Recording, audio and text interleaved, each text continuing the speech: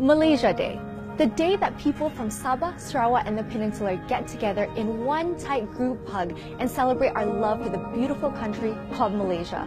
But this is not always the case though. For Sabah, one of the reasons for not always enjoying our little group hug is an initiative known as Project IC.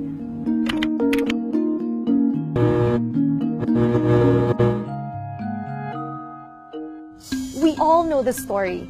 In 1963, the government of Malaya invited Sabah, Sarawak, and Singapore to come together and form Malaysia. The agreement was that all parties would be equal partners in this new nation. There's also language that acknowledges each partner's unique cultural heritage, from having no official state religion to personal choice over their official language. But as it turns out, government policies often did not reflect this agreement. One policy, known as Project IC, drastically re-engineered Sabah's population. From the 60s to early 2000s, Sabah's population grew by 300%. When compared with other states, the anomaly is unmissable. It wasn't just net population numbers that changed. The composition changed drastically too. The percentage of Muslims in Sabah as registered in the 1960 census was at 37.9%, with non-Muslims making up the majority at 62.1%. According to the 2010 census, Muslims are now the majority at 65.4%. Suspicions arose in the 90s with NRD officers being arrested under the ISA specifically over their involvement in issuing various documents to illegal immigrants. These documents included MyCard receipts, and IMM13 cards. Then, in 1999, the election results for the Likas constituency was nullified after thousands of dubious names were found on the electoral vote, and Sabahans started demanding answers. In 2012, a good decade and some years later, a Royal Commission of Inquiry, RCI, was formed to investigate the claim. It was chaired by Tan Sri Steve Shim, the former Chief Judge of Sabah and Sarawak, and spanned 18 months, with over 300 witnesses brought forward. Details started to emerge showing that from the 1970s, identity cards were issued en masse to non-citizens, most of whom were recent migrants or refugees. In 2013, the RCI came to a conclusion. It was found that Project IC was more likely than not to have happened, to some extent validating that there was a population engineering program that had taken place. There was this excess of people who were undocumented. They were irregular by way of status. They probably didn't have any visa. Most probably came into the country illicitly. And so they came to Sabah because, first of all, there's a huge cultural proximity. People who lived in Mindanao, for example, they share very strong cultural ties with people who are living in the east coast of Sabah. There's a lot of political stability compared to what was going on in Mindanao in the 1970s. There was this sort of historical belief that the east coast of Sabah belonged to that. Project IC happened in a space where they utilized the people that were already there. They didn't necessarily invite more people in.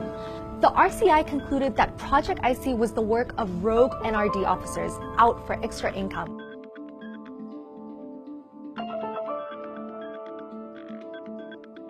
But it did not, however, make any claims or refute whether it was a top-down directive.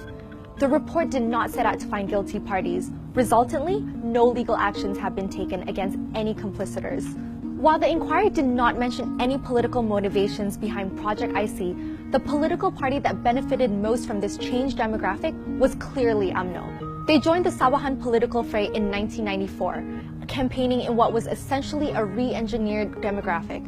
They subsequently won their first ever election in Sabah after some defection from the opposition party. For the first 3 decades of its rule, Sabah politics was very unstable. Almost every 10 years you had a new government. And also in the 1980s, Parti Bersatu Sabah took power.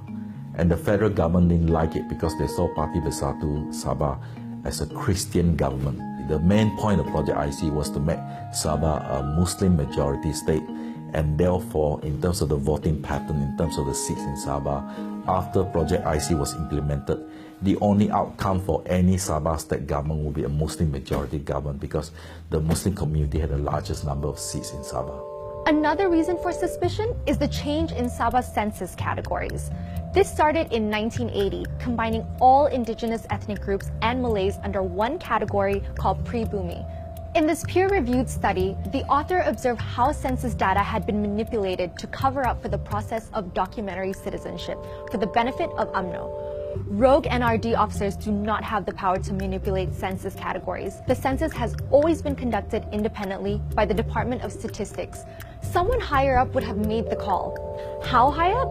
Some say all the way to the top. It is the belief that Mahathir was the one who suggested and approved this particular granting of citizenship to people. During the RCI, a witness that claimed to have done extensive research on Project IC pointed towards Tun Mahathir on being the person to approve the project. And there was this news report where a voluntary worker in the UMNO Kota Kinabalu office alleged that Tun Mustafa, then Sabah's chief minister, had told her that this was all being done under the orders of Tun Mahathir. That would explain the other name that Project IC goes by, Project M, Mahathir. Tun Mahathir has officially denied knowing about the existence of Project IC, but later acknowledged that citizenship was given out to Filipino refugees and migrants that had been living in Malaysia for a very long time. The data, however, shows that population engineering began long before he came into power, although it appears to have accelerated during his time. So here's where we are now. The 2012 RCI seems to be the final word from powers that be on what happened despite receiving heavy criticism on the report. Project IC has left indigenous communities feeling outnumbered, threatened, and disenfranchised. Secession, which will require a whole other episode, and populist ideas like dedicated Sabahan ICs have also been mooted. You're never going to be able to solve it without accepting that you're going to offend somebody regardless of how you go around it.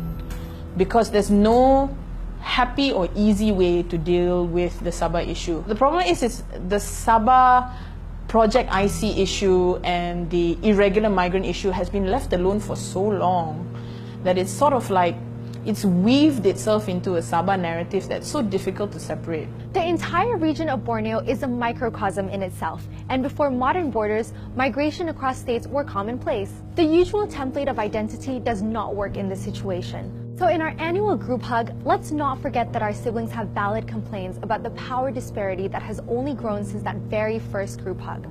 Us citizens might have had nothing to do with these policies, but we can acknowledge and try to right these wrongs by holding those responsible accountable.